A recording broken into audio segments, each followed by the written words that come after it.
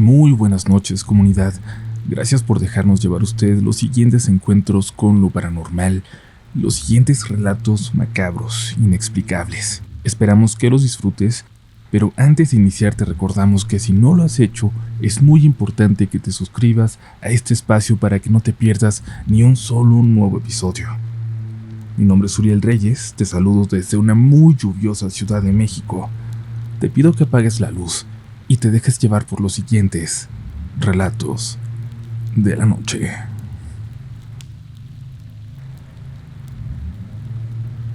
En julio del año pasado viajé a Campeche, tierra de mi familia paterna. Yo vivo en Salem, Oregón, y aunque he visitado México en varias ocasiones, nunca había ido a conocer aquel estado, de donde viene parte de mi familia. Ya no me queda nadie allá, o al menos eso pensaba. Y es que hace poco descubrí que la hermana de mi abuela aún sobrevivía, que seguía por allá en el pueblito donde mi padre creció. Decidí entonces hacer por ella lo que no pude por él, por mis abuelos. Todos murieron cuando yo era joven, antes de que les pudiera ayudar. Cuando aterricé en el pequeño aeropuerto Alberto Acuña Ongay y bajé del avión, sentí el calor intenso del lugar a donde llegaba, ese del que me hablaba mi familia. Tuve que quitarme la chaqueta y el suéter que llevaba puestos. Enseguida tomé un taxi para dirigirme a un hotel del centro de Campeche. Tenía planeado todo el itinerario. Por la mañana visitaría a mi tía llevándole un regalo. Le preguntaría qué más podría hacer para ayudarla, y si su orgullo no la dejaba responderme, yo tenía que darme cuenta cómo, qué podría hacer por ella. La habíamos contactado apenas meses atrás, mi mamá y yo. Y es que aunque ya no quedaba más familia en mi pueblo, una señora que acababa de llegar al trabajo de mi madre tenía a sus padres allá, en el mismo lugar. Y eso me pareció el destino. Nunca nos habíamos encontrado a alguien de Campeche, en una ciudad tan pequeña como la nuestra. Y fue aún más sorprendente que esta persona fuera exactamente del mismo lugar. El pueblito era tan pequeño que por supuesto que se conocían. Incluso resultó que los padres de la señora habían conocido a mi papá. Mi tía, pues, sabía que yo iba en camino. La habían podido avisar. Aquella mañana tomé un taxi que me llevaría hasta el pueblo, en los límites con el estado de Yucatán, e hice un trato con el taxista para que volviera por mí en la tarde. Mi tía me recibió como si fuera un familiar muy querido. Nunca me lo imaginé, como si fuera su propio nieto.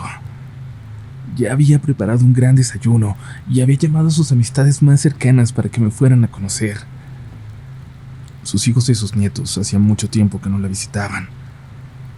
Su casita era hermosa, muy humilde pero excesivamente cuidada, llena de plantas, perfectamente barrida. Olía a flores el interior y a hierbas frescas afuera. Algo ahí me hizo sentir como en casa, como nunca me había sentido. Cuando intenté decirle que me gustaría ayudarle de alguna forma, quizás a construir su casita de otro material o a mejorarla, se negó rotundamente. Dijo que su casita le gustaba así como estaba, que ella no necesitaba nada y que le quedaba poco en este mundo, poco tiempo, que sería un desperdicio gastarlo en ella. Yo le dije que por supuesto que no. Me dijo que había mucha gente necesitada en el pueblo, y me empezó a hacer una lista de gente y sus problemas, y muchos de los ejemplos que mencionaba eran las señoras que había invitado esa mañana a desayunar con nosotros. Mientras platicábamos en su patio, sentados en aquellas sillitas de madera, sus 3 perritos descansaban cerca de nosotros. Uno muy pequeño, una cruza muy extraña de Chihuahua. Ese chaparrito era el líder de la manada. También le acompañaba una perrita con una cicatriz enorme que le atravesaba la cara, y una cruza de boxer que apenas caminaba ya, el más viejito de todos. Los 3 habían sido rescatados. Eran lo único que temía dejar, decía mi tía, cuando llegara su hora, a sus perros. Pasaban los minutos, las horas y la charla seguía. Me hablaba de mis abuelos, de mi papá. Cada cierto tiempo alguien pasaba y la saludaba desde la calle. Le pedía algo y mi tía se levantaba. Iba hasta sus plantas, cortaba alguna ramita y un par de hojas y se las daba a las personas que se marchaban agradecidas. Se respiraba tranquilidad, en esa casa y en todas las de aquella callecita de tierra por las que no pasaba un solo carro. Pero de pronto el sol comenzó a ocultarse y la gente parecía meterse en sus casas apresuradas, como si quisieran hacerlo antes de que cayera la noche. Yo le dije a mi tía que era momento de que me fuera, que no tardaría en pasar el taxista por mí, y me dijo que de ninguna manera, que me tenía que quedar, que se había hecho demasiado tarde para irme ya. No quise discutir con ella y estaba disfrutando mucho la visita, así que llamé al taxista para avisarle, y mi tía y yo entramos a la casa. Los perros corrieron a esconderse en un gallinero vacío al fondo del terreno.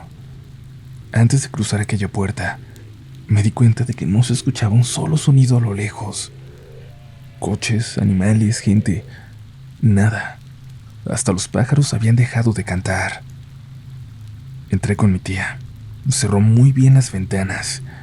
El calor todavía pegaba fuerte y le pregunté si podíamos dejarlas abiertas, pero no me contestó. Solo prendió un pequeño ventilador y dijo que pronto caería el fresco de la tarde. Y así fue. Estuvimos platicando un rato más y me preparó algo de cenar. Finalmente me dijo que estaba cansada, que ya se iría a dormir, pero me acomodó un sillón en la sala para que yo pudiera dormir de lo más cómodo. Me dejó un café, a pesar del calor y de la hora. Costumbre de la familia, supongo. Todo era silencio.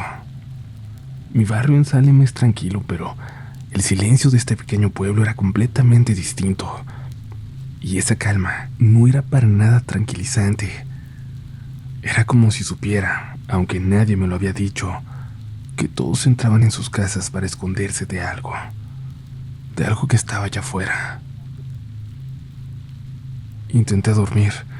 Seguían llegándome mensajes del trabajo a mi teléfono y no podía dormir profundamente por escucharlo. Pero de pronto,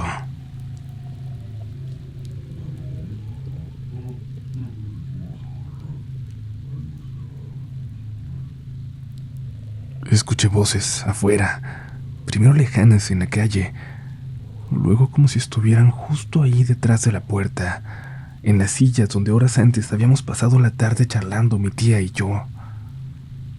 Me levanté sin hacer ruido. Me acerqué a la ventana. Se cerraban por dentro con una madera y la moví muy despacio para poder ver quién estaba allá afuera. Cuando lo hice, a pesar de que fue con todo cuidado, las voces callaron. Como si me hubieran escuchado, como si supieran que estaba ahí. Moví un poco la cortina y la escena que vi me sigue pareciendo aterradoramente bizarra. Sentados en las dos sillas estaban dos perros enormes, con unas cabezas tan grandes como si se tratara de un gran danés o un rottweiler, pero eran perros güeros, de pelaje claro, de aspecto callejero, pero con cuerpos sumamente fuertes. Estaban sentados, pero no como perros. Estaban sentados como personas, y los dos volteaban hacia mí. No quise pensar en ese momento que las voces venían de ellos. Quise pensar, más bien, que se trataba de otros perros de la zona, aunque eso no explicaría de dónde venían aquellas voces, o por qué no habían ladrado los perros de mi tía. Cerré las cortinas de inmediato. Luego escuché que se movían las sillas allá afuera y me volví a asomar, solo para ver dos siluetas corriendo en dos patas, perdiéndose en la oscuridad de la calle. Ahí no supe más de mí. Supongo que me desmayé. Desperté por la mañana en el sillón. Mi tía me preparaba el desayuno. No quise decirle nada de lo que había visto, y creo que mi tía no quiso preguntarme. No hizo ningún comentario al respecto. Nos despedimos y le prometí volver. Le pedí una lista de lo que podía hacer por gente del pueblo, como agradecimiento a ella y a ese lugar que había visto crecer a mi familia. No me alcanzó a ver cumplir la promesa. En noviembre nos avisaron que la tía había fallecido. Su perrito viejo, el boxer, murió apenas una noche después. La gente nos dijo que de tristeza. Los otros dos fueron adoptados juntos por una familia que vive en esa misma calle. Yo tengo programado volver pronto, a hacer lo que me pidió, ya que no me dejó ayudarle a vivir quizás un poco más tranquilo sus últimos meses. Voy a cumplir con lo que ella quería. Me da miedo hasta buscar los boletos de avión o planear el viaje, pero tengo que hacerlo. Es una promesa. Pero eso sí, iré de día y me iré antes de que caiga la noche, sin importar las veces que tenga que regresar. Pero no hay forma de que duerma de nuevo en ese pueblo. No podría soportar otro encuentro con lo que sea que estaba allá afuera aquella noche. Comunidad, yo quiero contarles una historia muy extraña que con el tiempo conocí por lo que me contaron mis padres, pero la protagonista soy yo. Aunque hoy en día estudio una carrera de ciencias, aunque todo me dice que no debo creer, no logro encontrar una explicación para lo que estoy a punto de contarles. Cuando yo nací vivíamos en una casa apenas a unas cuadras de donde vivimos ahora, para ser más exactos en Iztapalapa, en la Ciudad de México, por el antiguo camino a las minas, dirección Tláhuac. Esto sucede cuando yo apenas tenía 4 meses, cuando era apenas un bebé que dormía siempre en medio de mis padres. Me acomodaban ahí para que siempre estuviera protegida. Una noche en la madrugada, mi mamá comenzó a escuchar una voz dentro de su sueño.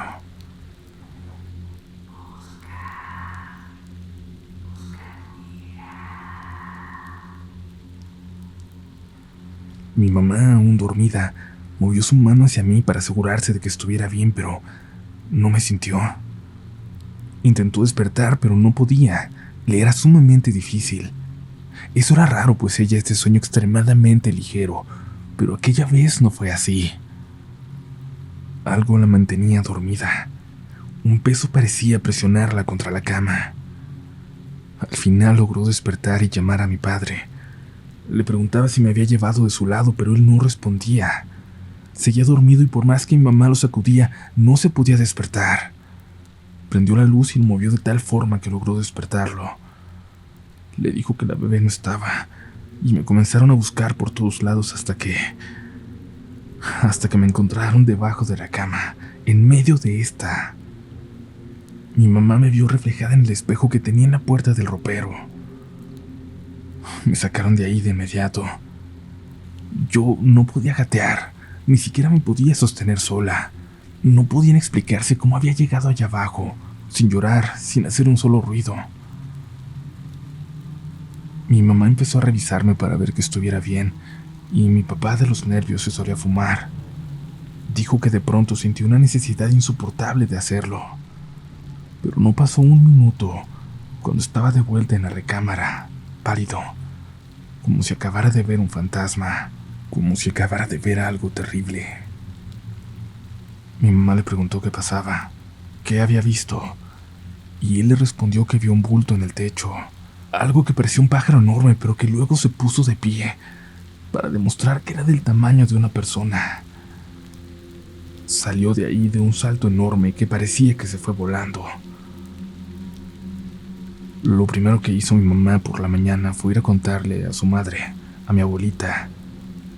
Ella siempre ha sido una persona muy creyente en Dios, muy buena, la persona más noble que conozco. Ella hace todos los días una oración por cada hijo, yernos, nueras, nietos y bisnietos. Tiene una oración para todos, para que estemos bien. Y yo siempre he sentido que ella es un ser que está aquí para cuidarnos, que todas las noches pide por nosotros. Mi abuela le dijo a mi mamá que aquella noche un ángel había estado a su lado para salvarnos, para protegernos de eso que se acercó por mí. Que fue este ángel quien les había ayudado a despertar, quien hizo salir a mi padre para que viera lo que había en el techo. Luego le recomendó que pusiera tijeras debajo de las ventanas y junto a la puerta, y desde entonces se calmaron las cosas.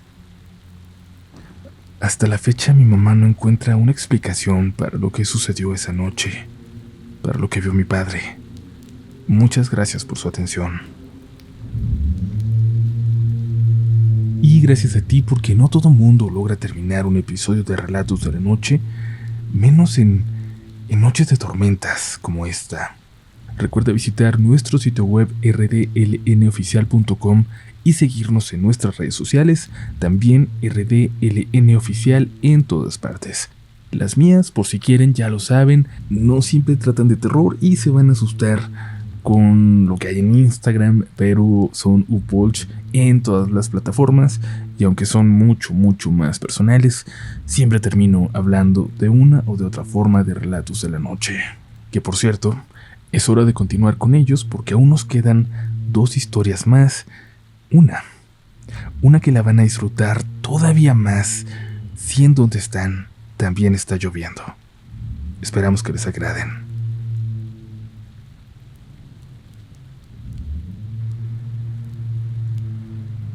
Quizá alguna vez ya hayan escuchado que en México hay muchos tesoros enterrados, sobre todo en los ranchos. Incluso tal vez el rumor o la creencia de que si ves una lumbre, o más bien un destello a lo lejos, es porque en ese lugar hay un tesoro escondido.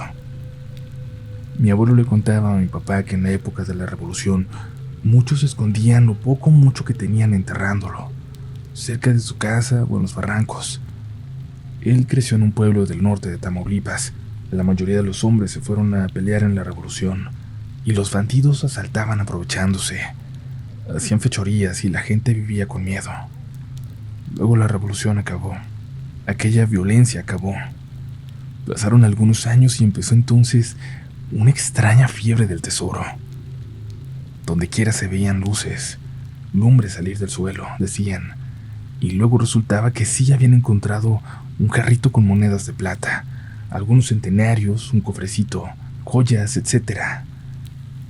Se volvió una noticia común, y la verdad, toda una maravilla para pueblos como ese que eran muy pobres. Cierto día llegó un hombre muy bien vestido al lugar. Andaba buscando trabajadores valientes, así les dijo, que tenían que ser valientes y obedientes. Contrató a mi entonces muy joven abuelo y 2 chicos más. Les indicó que irían a cierta cañada y que tenían que llevar herramientas para abrirse paso por el monte en penumbras.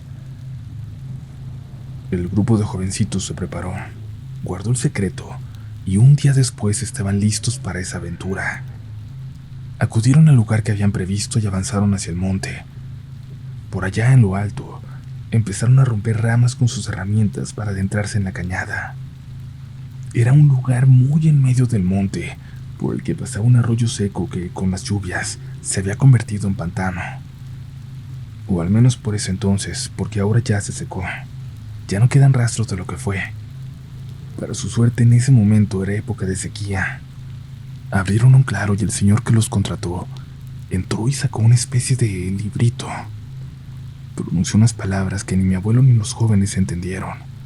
Realizó una pausa larga y luego les dijo: hay que escarbar en este lugar. Quiero un hoyo muy profundo, muy grande. Obedecieron y empezaron a cavar un hoyo más grande que el que se abre para una tumba. Llegó la tarde. Ellos seguían cavando ese hoyo donde cabían ya los 3 y que fácilmente tenía más de 3 metros de profundidad. De la tierra ya estaban sacando humedad. Parecía que llegarían a las piedras, pues cada vez era más difícil cavar. Hasta que llegaron a una losa muy grande y la pala golpeó la piedra haciendo un gran ruido. En ese momento el patrón y los 3 trabajadores estaban allá abajo. Luego un silencio muy extraño que duró unos momentos. Y en eso, en el suelo, vieron la sombra de una cabeza que se asomaba por el borde del agujero allá arriba, una cabeza enorme y con cuernos. El señor les ordenó rápidamente que se sentaran y que por nada del mundo salieran del agujero, que no importaba lo que fueran a escuchar. Él salió. Mi abuelo, junto con sus compañeros, pensaron que se trataba de alguna vaca curiosa que andaba por ahí y nada más, pero el miedo los invadió cuando se empezaron a escuchar gruñidos, gritos, el ruido ensordecedor de 2 bestias peleando allá arriba. Se escuchaba cómo caían al suelo, cómo se golpeaban contra las ramas y las quebraban. Aquella pelea les pareció eterna. Querían ver qué es lo que estaba pasando, pero el miedo los tenía petrificados. Además, el señor les había dicho que por nada del mundo podían asomarse. Por fin hubo silencio. No sabían qué hacer. Uno de ellos se puso de pie y estaba ya por salir, cuando vieron la sombra del hombre que los contrató. Su ropa estaba rasgada y llena de tierra. Tenía sangre por todos lados y la respiración agitada. Vuelvan a tapar el pozo. Esto no es para mí. No me dejaron tomarlo. Cuando dijo esto, se sentó en el suelo. Los jóvenes no entendían lo que acababa de pasar, hasta que salieron y vieron cómo todo alrededor estaba destrozado, como si hubiera peleado un par de toros. Había huellas de pelea por todos lados, y el señor ahí en medio de todo, muy agitado. «Que tapen todo», les repitió el señor. «Si es que quieren que les pague, tapen todo».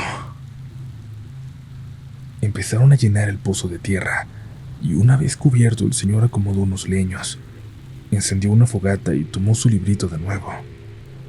De nueva cuenta leyó en voz alta, en un lenguaje desconocido. Un frío aire sopló y apagó el fuego, y el señor les advirtió: «No vuelvan por aquí, no intenten sacar nada. Esto no le pertenece a este mundo, esto no le puede pertenecer a nadie». Salieron del monte, el señor les pagó lo acordado y se fue. Jamás volvió al pueblo, nadie sabe quién era. Ninguno de los 3 jóvenes volvió a ese lugar que aún existe, que aún es un monte con una brecha muy cerrada. Tampoco supieron qué fue lo que pasó, con qué clase de criatura fue con la que peleó aquel señor, con qué clase de protector de la tierra, o del subsuelo, de lo subterráneo.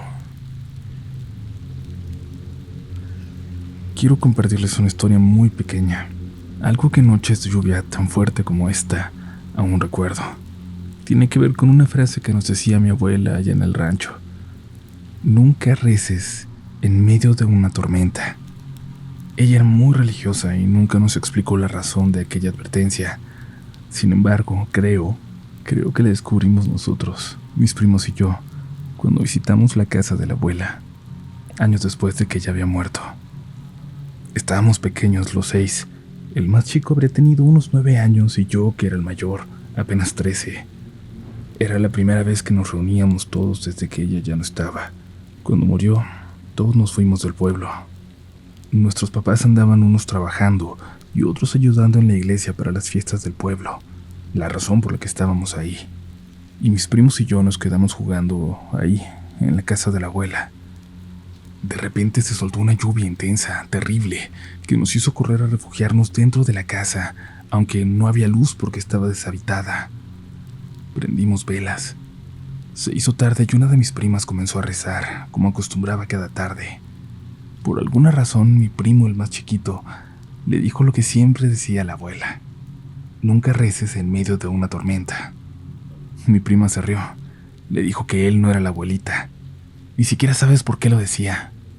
Él le respondió que siguiera entonces, pero que no sabía quién podía estar escuchando. Mi prima siguió rezando y yo me acomodé cerca de la ventana para ver cuando alguien viniera. Y en eso vi a lo lejos, entre el campo que nos separaba del monte, una figura caminando hacia nosotros. Parecía una mujer, vestida de negro, empapada por la lluvia. Estaba tan lejos que no alcanzaba a verle la cara. «Hay alguien afuera. Viene del monte», les dije. Todos se acercaron a ver. Mi prima dejó de rezar. La mujer se detuvo en medio de aquel terreno que antes fue un maizal. «Claro que no, no es nada. Esos son espantapájaros», dijo mi prima y se fue. Los demás siguieron ahí viendo por la ventana junto a mí. Mi prima comenzó a rezar de nueva cuenta y la mujer continuó caminando hacia nosotros. Mis primos más pequeños gritaron. Le pedí a mi prima que dejara de rezar por un momento. Lo hizo. La mujer se detuvo. Todos nos volteamos a ver. Le dije a mi prima que se acercara. Le dije que viera por la ventana, que eso de allá afuera no era un espantapájaros. Reza por un momento, pero no te vayas de aquí. No dejes de ver por la ventana. Dios te salve María, llena eres de gracia. El Señor es contigo. Bendita tú.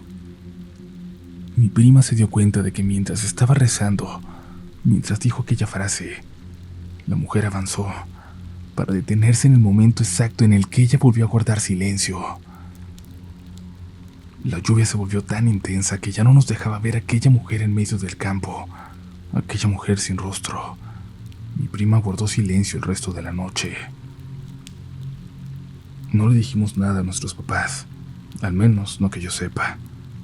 No sabíamos si despertaríamos algún miedo de su infancia. Por suerte ninguno de nosotros vivía ahí, y la noche siguiente ya estábamos todos de vuelta en nuestras casas. No sé cuándo voy a volver al pueblo, pero créanme, sé que no podré evitar mirar por la ventana en noches de tormenta como esta. Está lloviendo donde vives.